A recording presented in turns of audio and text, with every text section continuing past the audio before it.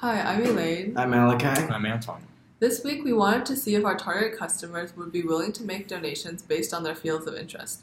The idea was that each month organizations will be able to submit applications for grants in categories that were related to their mission. Then donors would be able to vote for which organization they wanted to receive the total grant. The money would be donated to the organization with the most votes in its respective category.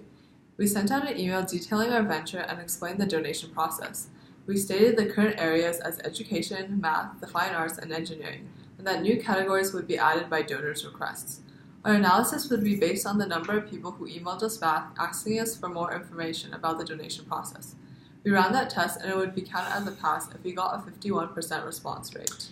Our initial hypothesis was that people would be willing to donate if their funds were going towards a field that they were involved in, and because students tend to be involved in a lot of campus organizations as they explore and hone their interests, we chose them to be our first target audience.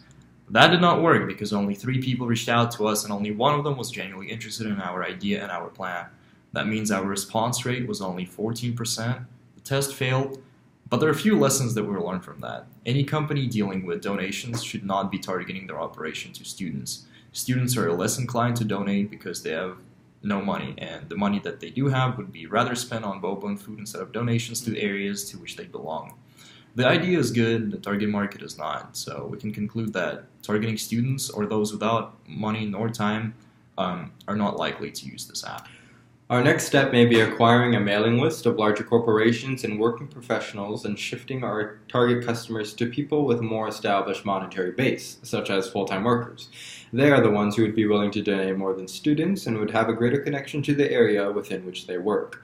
We saw from some of our interviews that student organizations had success in getting grants from corporations when those corporations believe that the money is going to good use. We think that we can make the process easier for student organizations since they can be applying for a grant that is sponsored by multiple organizations at the same time.